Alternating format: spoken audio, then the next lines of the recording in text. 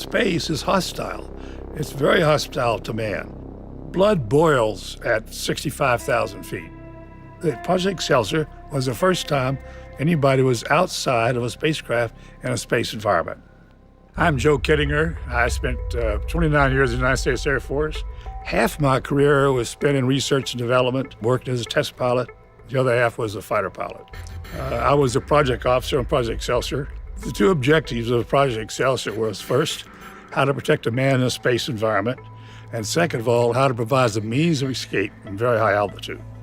When a person ejects at extreme high altitude, he is liable to spin. And the higher you eject, the more spinning you could do. Unfortunately, we didn't have aircraft that would go that high. The only thing that could get up that high was a balloon vehicle. The takeoff was in the morning at about 6 o'clock. The climb time from takeoff to 102,000 feet was about an hour and a half. And at 40,000 feet, which is where my pressure suit inflates, and I suddenly discovered that a pressure suit glove in my right hand was not working. I knew that if I told the people on the ground that it wasn't working, that they'd make me abort the flight.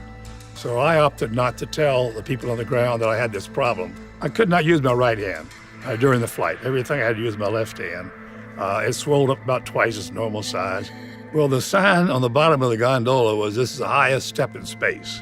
Think about being at 102,000 feet.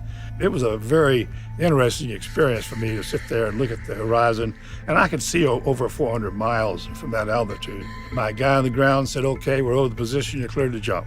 And I jumped. I fell for, it seemed like I wasn't moving at all. There was no crystal, no velocity. There's nothing you can see. So I rolled over my back, I looked up, and I saw the balloon flying into space. I said, "My gosh, that's amazing." And then suddenly I realized that the balloon was sitting still and I was going down at a fantastic rate. And then the small drogue chute came out and I free fell, stabilized from that altitude all the way down to 14,000 feet with my main parachute open. And then it was just a question of getting down to the ground. When I landed, my team was right there immediately. We were just ecstatic because we had accomplished what we set out to do. We had shown that man could go into space and work properly. We showed that we could protect him in a space environment. We showed that we could get a man down from high altitude. So there were a lot of firsts on the program.